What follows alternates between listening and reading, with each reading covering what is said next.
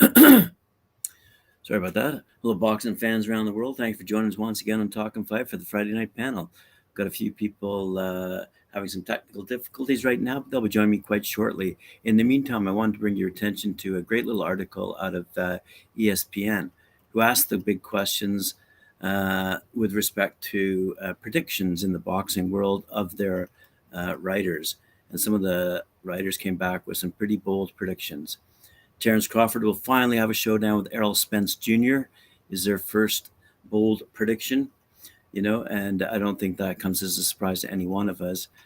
Number two on their prediction list, though, is Jake Paul fights twice and wins both matchups again. In another article, they had him going up against Chavez Jr., so it'd be interesting to see who they think Paul will be lined up against. Hopefully, a real boxer, not an MMA fighter. None of boxing four princes fight each other is their headline. And they're talking about Javanta Davis, Ryan Garcia, Devin Haney, and Teofimo Lopez. Lopez lost his crown after loss to George Kambosos. Garcia stepped away from the sport to deal with his mental health, then had an injury pushed him out of the bout with Joseph Jojo Diaz. Meanwhile, Davis' stock continues on climbing. So, surely they can conclude any combination of those fights will create enough buzz to sell tickets for one fight and a rematch. That doesn't seem to be on the horizon. Instead, the princes will all remain in their respective kingdoms. Really stinks, doesn't it? A year of super fights leads to women's boxing gaining more attention than ever before. We've said this many times on Talkin' Fight, and finally it's getting some serious acknowledgement from the major press. ESPN says, in some ways, this has to be a year that pushes women's boxing forward. A lot of top fighters have started to gain more popularity, led by Amanda Serrano, Clarissa Shields, Katie Taylor, Michaela Mayer, and there have been a lot of incremental steps towards women's boxing getting more attention. Mayer's win over Maeva Hamadouch was one of the better fights of the year, men's or women's, and Alicia Baumgartner's vicious knockout of Terry Harper caught attention, as did Serrano's pummeling of Miriam Gutierrez. Chantel Cameron and Callie Reyes will fight for the Undisputed junior welterweight crown at some point this year, and if all goes to plan, Shields and Savannah Marshall will do their same at middleweight in the first half of 2022 as well. A chance for Shields to avenge her only loss as a boxer in the amateurs or pros. And then there's the big one, Taylor versus Serrano, which feels inevitable at this point to happen. So they're looking for big things to happen, as we are in women's boxing. One of their bold predictions is there will be no Alexander Usyk Anthony Joshua rematch, although I think Eddie Hearn has a different opinion. If you want, just take a look at this. I'm not going to read this entire article, but basically, in a nutshell, Joshua's best chance to remain, and by the way, he's over in the U.S. looking for a new trainer, right? Joshua's best chance to remain a financial star in the United Kingdom and beyond is to stay away from Usyk, who showed that small and precise fighters can outbox Joshua very well. In fact, Joshua's best bet is to let Fury, who is promoted by Bob Arum, deal with Usyk. If Fury handles Usyk, it could reopen the window for that lucrative Fury-Joshua fight that fell apart in 2021. And that means that Joshua Usyk 2 probably won't happen. Bold prediction. Women's boxing finally goes to 3-minute rounds for championship-level fights. Goes on to say that basically everyone agrees that this should happen. The two biggest athletic commissions, Nevada and California, were open to it. And many of the game's top fighters, including Michaela Mayer and Clarissa Shields, have expressed an interest in it. The other alphabet organizations have all said they'd be okay with it, as have the promoters, including Top Rank. So, if it makes sense, not to mention the momentum going forward to women's boxing, then in the first half of the year, there might be some big changes with respect to introducing a 3-minute round for the women at the championship level. Finally, Devin Haney, one of the fellows who's been on our Talkin' Fight show several times, becomes the undisputed lightweight champion. Yes, that of course means he'll have to go fight Kambosos, who's indicated his willingness to fight any of the other big names in the lightweight division, preferably in Australia, where he is from, and it should draw very well. Haney, meanwhile, hasn't enamored large swaths of fans to him during his run. He's had plenty of flash inside the ring, but doesn't carry a ton of power, and outside of being wobbled late by George Linares in May 2021, hasn't been involved in a ton of compelling fights. Finally, Naoya Inoue ends 2022 as the number one pound-for-pound fighter in the world. There's a heck of a bold prediction. In June, I know he said he wanted to wait out the then expected fight between Nonito Donaire and John Casimero. That fight sadly never happened, so instead, perhaps Nui sees an opening and takes them out one by one. If he managed to do that in the calendar year 2022, he'll have a good case as any fighter to the top spot in the pound for pound list. He also fought and beat Donaire before, and Donaire is one of only 3 fighters to go the distance with Nui. If they were to fight again and Nui were to knock Donaire out, that would be another point in favor as being the pound for pound number one. Inui has a talent to get there. It's just a question of this is the year for the 28-year-old or not. Woo-wee. Let's see if I have any people online with me. No, I don't, so I can continue here.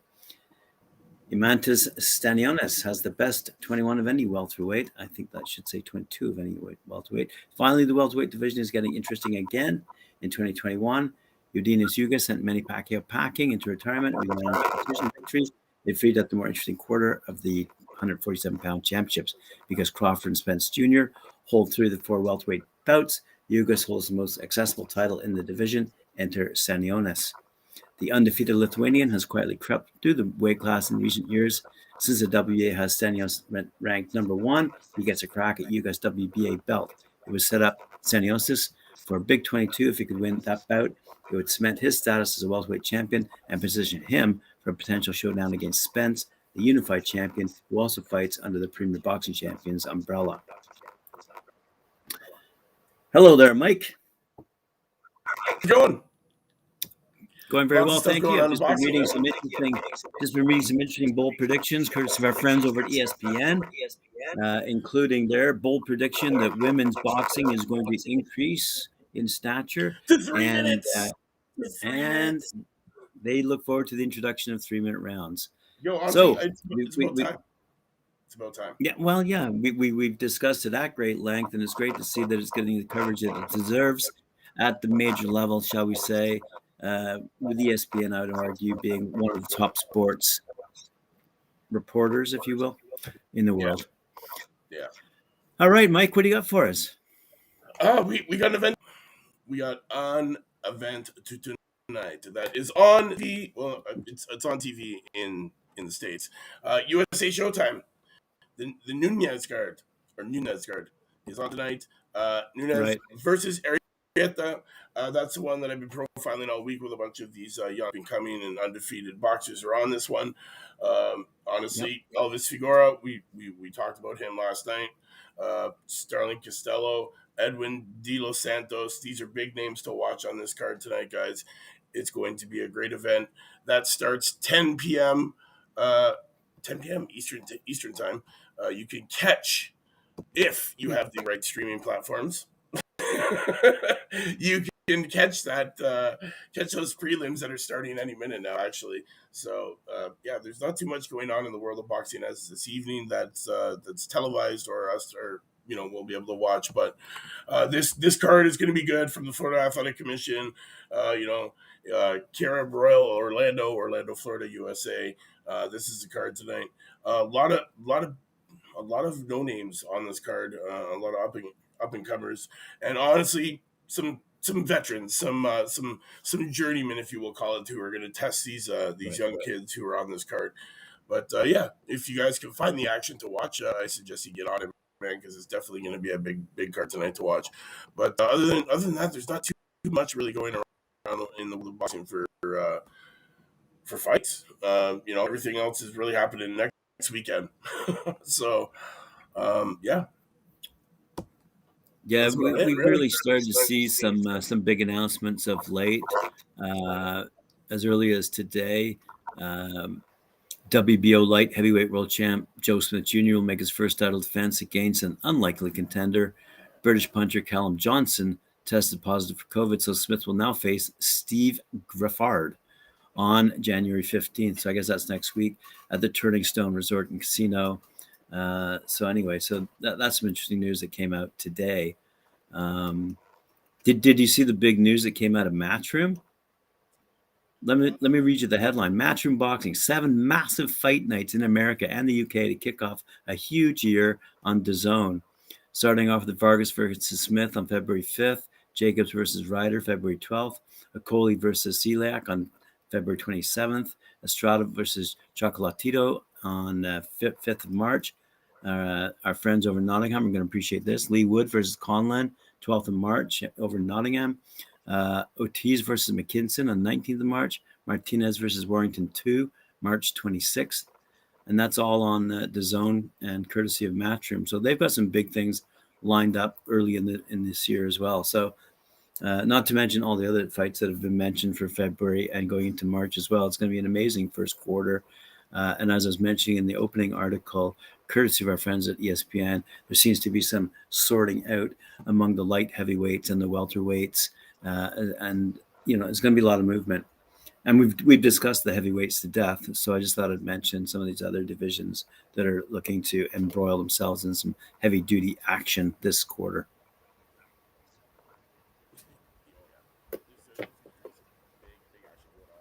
These divisions, man, and I can't wait. I'm super excited. Yeah, super excited for this. But yeah, guys, if you can tonight, make sure you watch this card. I'm definitely going to be checking it out very, very shortly. I know the prelims are starting soon. So yeah, Nunez Arieta, and Ali Izimalav is on here, as well as Israel Duffis. So guys, if you can check out this card tonight, I suggest you get on it. Yes, 100%. Tomorrow there's also some boxing action, I believe, that is also able to be viewed. Just give me one sec. Yes, the the WBA Feedable Super Welter title is up for grabs on Argentina TYC Sports. If you can catch that, that's tomorrow. I don't know if you guys out there in boxing land have the ability to, but if you do, wink, wink, like I do, then you're able to watch it.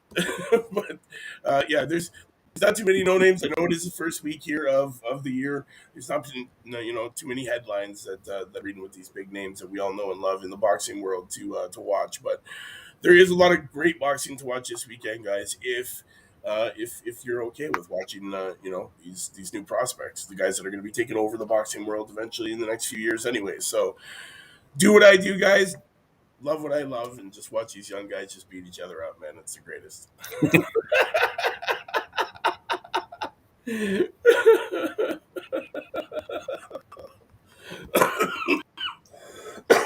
Sorry.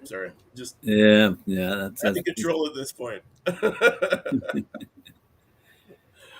Oh yeah, but yes, there's not too much to report on. But yes, big headlines going on in boxing. Yeah. Well, then let me then switch to the opinion side of our Friday night panel. Yeah. There's a match coming up on February 5th, I believe. Thurman versus Barrios. A lot of people have kind of written off Thurman, and he's come back this week. He said in social media, "Hey man, why are you writing me off? I'm ready for this." So Thurman versus Barrios is going to be a big tilt. I believe that's February 5th. One of the other articles I was reading earlier today, courtesy of the Bleacher Report, it says, here's the headline, and chime in any time. 6 boxing matchups we'd love to see in 2022. This is Bleacher Report. This is not Talkin' Fight. Okay, the very first one. You ready for this? Jake Paul versus Julio Cesar Chavez Jr. I mentioned it earlier, but this is where I read it. And it goes now. Chavez himself has not by any stretch been proving himself in any great fights of late. So I'm not really sure why they're picking this as something they demand to see in 2022. But here's an interesting one. It's Tyson, because he's supposed to face a real boxer. That's without a doubt, and that we all want to see that because we all do. But here's a good title: Tyson Fury versus Francis Ngannou. I'm pronounced that right. But wasn't Tyson? This guy's big. Isn't Tyson training to fight Logan Paul right now? Tyson's Tyson Fury 6'9", 270 pounds. Ngannou is 6'4", 260 pounds, and is out of his 12 of his 16 wins have been by knockout. Yeah. So they're calling on, but I don't know if I'm pronouncing this right. Ngannou, Ngannou. Ngannou. Nagano. whatever. Nagano. The big fight we're all looking forward to is number 3 here, 3 of 6, Katie Taylor versus Amanda Serrano. Yeah, that's a big one. I for sure I'm looking forward to that one. I'm looking forward to, quite frankly, I mentioned them earlier, a lot of those women fighters who are going toe-to-toe early in the year.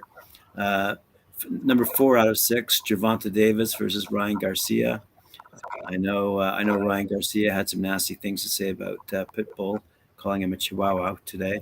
But anyway, they'd like to see Javanta Davis. Isaac Pitbull Cruz. He's a bit of a he's what do you call them? A head down, no nonsense, full tilt forward punching machine. The guy doesn't have an off switch. We've seen that from his last fight. This kid. He, Garcia, you know what, Garcia, you're in for it, but if you get in the ring with him, you're gonna get punished. It's gonna hurt. You might knock you might knock Pitbull down. You might hit him. You might beat him up. But you know what, man? He is going to make you work your ass off to beat him. Last time I see this guy, he doesn't drop, man. He just keeps coming and keeps coming and keeps coming forward and keeps coming forward, like the Energizer Bunny, man. That I want to see. That's the one I want to see. If it's going down and that fight is a possibility for this year, I want that one to be in the beginning of the year. That should be like right in the beginning, like as soon as we can get it going. I think it'd be a great fight to watch, man. Pitbull Cruz, Garcia, yeah, that'd be great. I'd totally down for that one. I know all the people out there in Fightland would too, because it would make for a very exciting event. Well, then you'll love this one. Number 5 out of 6, Canelo Alvarez versus David Benavidez. Yeah, definitely. If that fight happens, that would be a brilliant fight. That's a huge one. That's a huge one. That's money. That's money maker of the year fight right there. That's gonna be a big money maker fight. That's huge. I love that one. Benavidez, by the way, he has a record of 25-0 with 22 knockouts. So that would indeed be a really good fight to watch for sure. We've been watching. I've been watching Benavidez for a while. I've been talking about this guy since we started this whole talking fight thing, man. This kid, man, he puts together these amazing combinations and just lets his hands fly, and he's just got, he's got these hands for days, and he's so exciting to watch. And you know what? He hits like a truck. So it makes for great boxing to watch this kid, man. Canelo. I think Canelo's been ducking him, to be honest. Like, this fight could have happened already, but I think Canelo's patiently waiting his time, man, to get in that ring, because it's honestly a big commitment if you're going to get in there with Benavidez. That's for sure. We the final article on Bleacher Report with respect to fights they'd like to see starts off this way. It goes, remember Floyd Mayweather versus Manny Pacquiao? They were number 1, number 2 on nearly every reputable pound-for-pound list and shared a weight class for several years, but somehow never managed to get a fight done until 2015, when they were 38 and 36 years old, respectively. And though it was still a worthwhile match between world-class foes, it occurred well past vintage. If we're not careful, it's going to happen again with Terence Crawford and Errol Spence Jr. Yes. So these two unbeaten fighters from Nebraska and Texas, respectively, have shared championship status at welterweight every day for more than 2.5 years, but they seem no nearer a duel on day 1,311 of their dual reigns. Crawford turned 34 in September. Spence will be 32 in March. And though both still occupy high-profile slots, Crawford 3rd, Spencer 6th, the sell-by date will eventually arrive.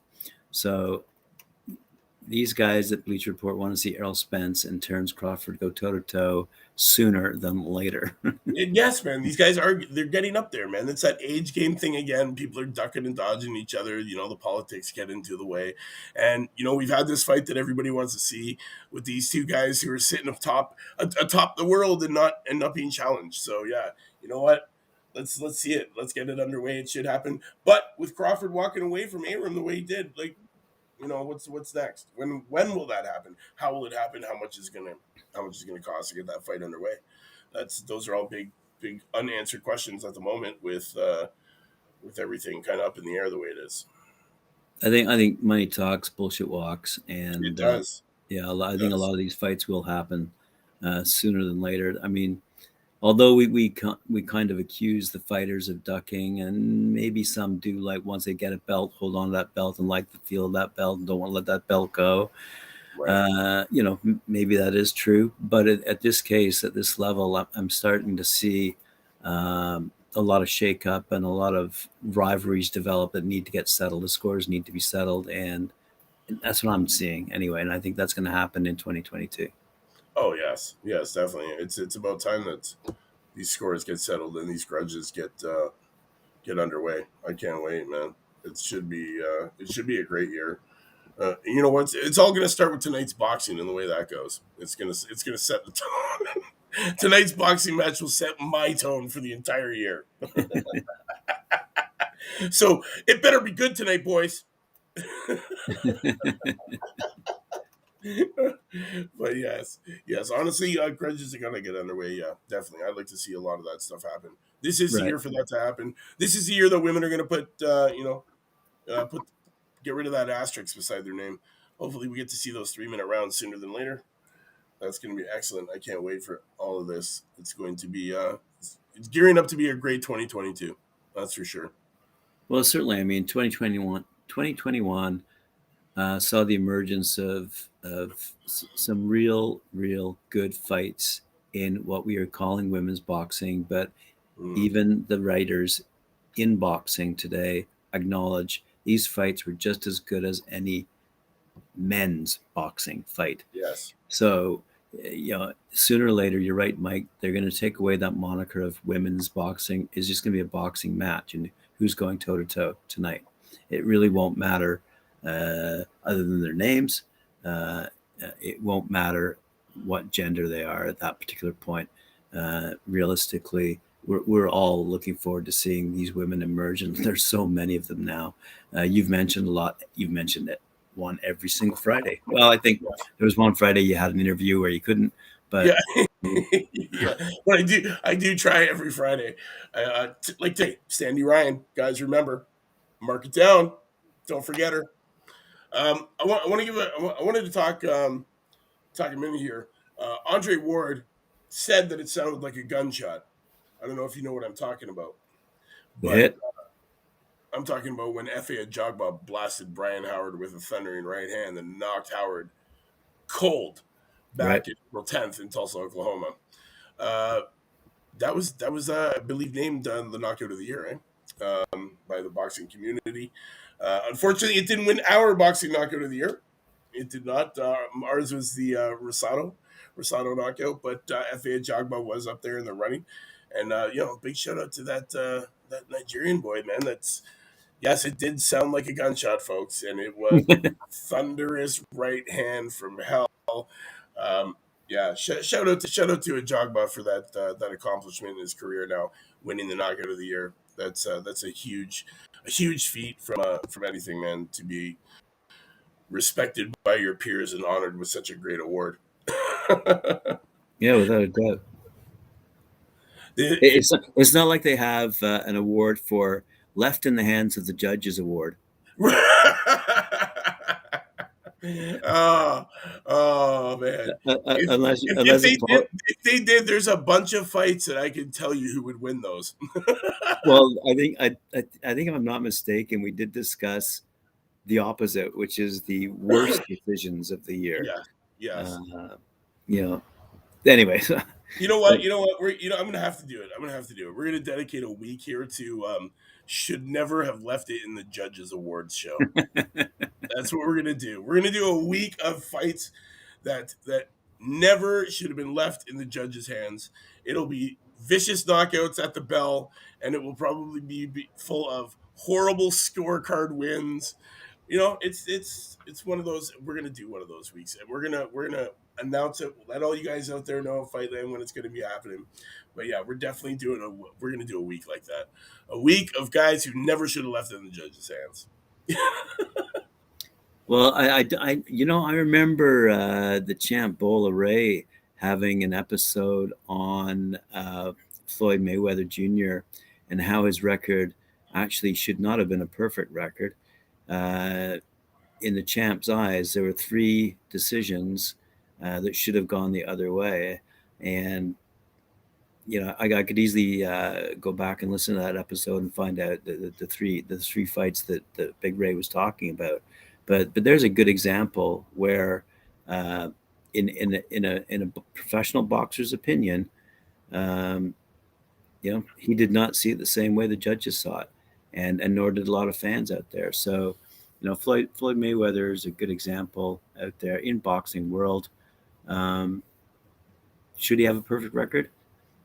He wouldn't if the judges' call had gone the other way. Let's put it that way. Honestly, I remember back to that fight against Zab Judah that was going Oh yeah, All Zab Judah's way up until the sixth round, until the low blow contest happened, and then both sides of the ring decided to jump in and fight each other. So that's right. right, I had Zab Judah ahead on that fight, man, and he looked like he was bringing it to the champ, Mister Goat. And honestly, I think if that fight didn't end up having both sides of the ring jump in, I think that victory would have been a lot different outcome, and I Yeah, think Zab Judah great would have example. would have definitely dealt out the first loss to Floyd Mayweather Jr. That's what I believe. So you got some research ahead of you, apparently, unless you can do the Neil the Deal thing and just call it off the top of your head and go, here are 5 fights that should have gone the other way had it not been for the judges making an incorrect decision. but see, I'm giving it a lot of thought right now.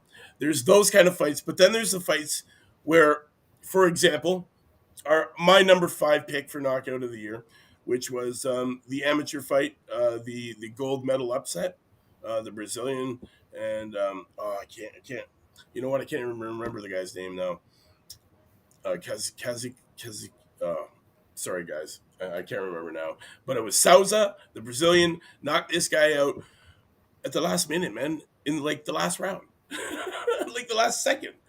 The guy was winning the fight the whole way up, and then just at the last minute, he gets knocked out. The guy was winning the damn tournament, winning every match, and left it in the judge's hands, and just didn't bring it all the way, man. And he got dealt. So unfortunately, he got knocked out at the bell, right at the buzzer.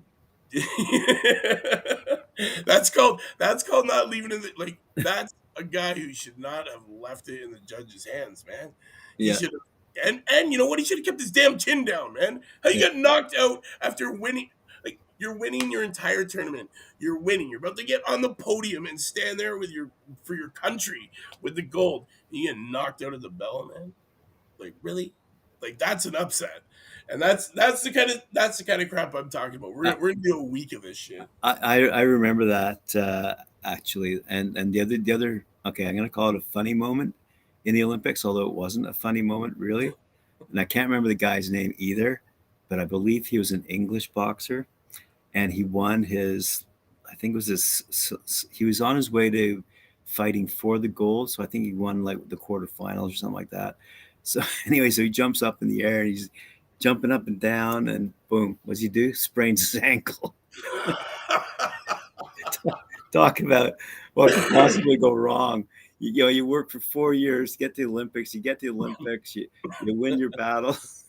What do? You jump up and down for joy and break your or Oh my sprain god, your that's ankle. amazing. Um, Amazing. maybe our friend from Nottingham can fill me in on that name. I'm pretty sure it's Shout out to famous. Carl, by the way. I just noticed that he dropped it there. Hello from the land of Lennox Lewis. Oh yes, yes. How are you doing, Carl? Happy New Year to you guys at Last Bell. Thanks for tuning in.